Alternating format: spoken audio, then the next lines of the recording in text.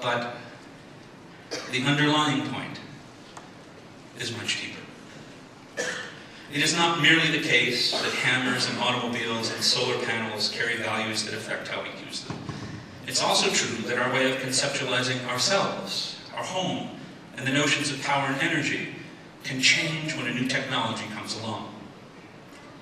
Michel Serres, for instance, argues that it was the steam engine that first brought about a modern global change in our way of being human. Energy, before the steam engine, was always a question of muscle power, either human or animal. And muscle power is always in short supply. Muscles need to rest. They need to be respected and nurtured. If you had a draft horse on the farm, that horse would need care. You could only work him so much, and sometimes, in fact, you had to cajole or coax him to work. It was a relationship, and a relationship that made demands on those who wanted the energy. But all of this changed with the steam engine. Suddenly, energy was seen as just lying around, ready to be used without any consequence. There's no need to respect a steam engine, to let it rest, to nurture it, to coax it, to give back to it in exchange for what it gives to you. Rather than working with the natural world, humans necessarily began seeing themselves as over and against the world. Energy became something latent in nature, waiting to be used and harnessed with no reciprocal demands placed on us. And this worldview has never changed. From the steam engine to the internal combustion engine to the solar panel, energy is seen as ours for the taking.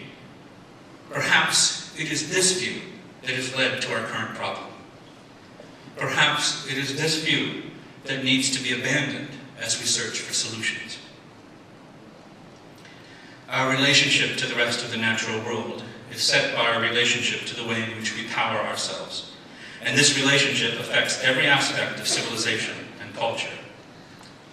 Serres famously has pointed out that the paintings of J.M.W. Turner bear witness to this. At the time that the steam engine was transforming our very being, so too was it transforming our art. Turner's paintings show the potential energy of the world always simmering in the clouds and the sea.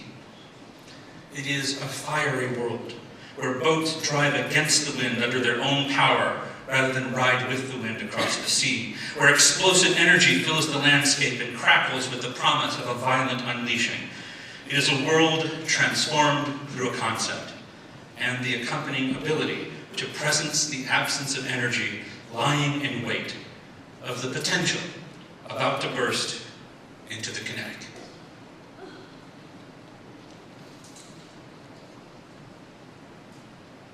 Много есть чудес на свете.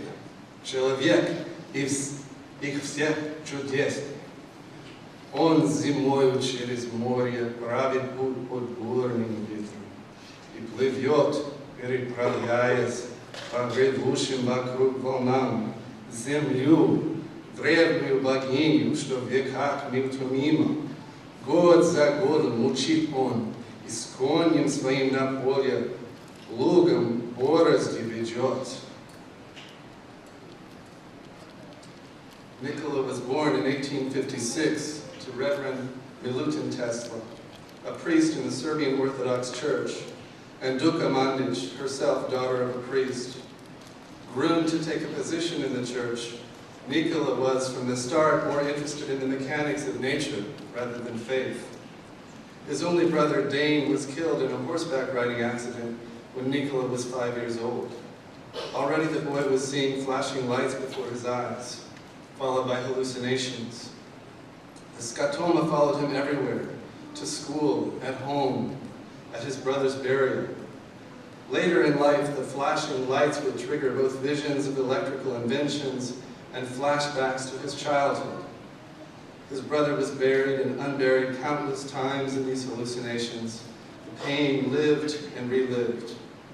In 1878, Tesla broke off all relations with his family and disappeared. It was generally assumed that he had drowned and was dead.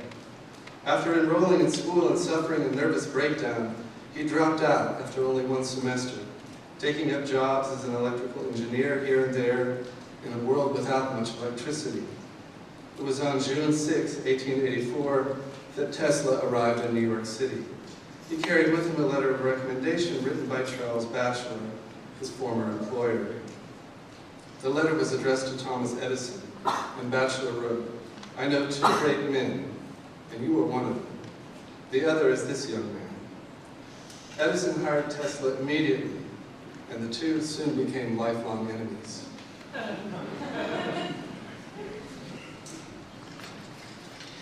In a closed system, energy is always conserved. One kind can become another kind, but the ultimate summation remains the same.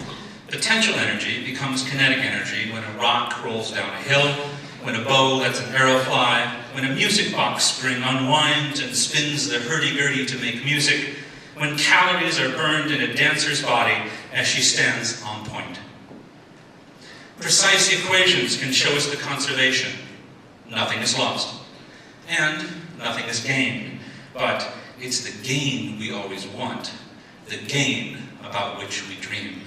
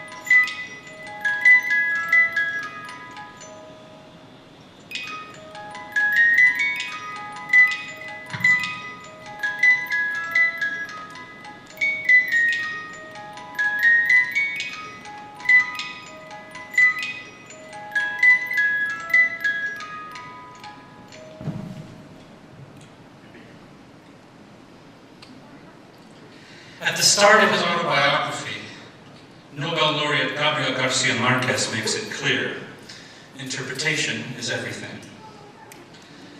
Life is not what one lived, he writes, but how one remembers and how one remembers it in order to tell it. Let's call this a first definition of life, unscientific and messy. And let's admit that there's nothing magical about magical realism. The genre marks, phenomenologically, an attitude, a taking as, that ushers in a new world. It's a world in which Maxwellian demons with Spanish accents keep watch over blurry borders. A world where the interpretation of our past is everything. In my youth, I recall watching Carl Sagan on TV pour the elemental ingredients of a human body into a clear glass box. It went something like this.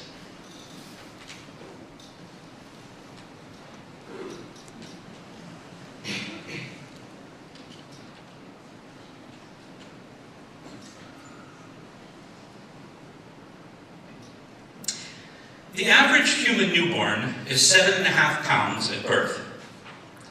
78% of his or her body mass is water. That's about 5.85 pounds or 5.5 pints, the majority of hydrogen and oxygen in the body. Carbon is the next most plentiful element at 18%, or about 1.35 pounds. The newborn is 3% nitrogen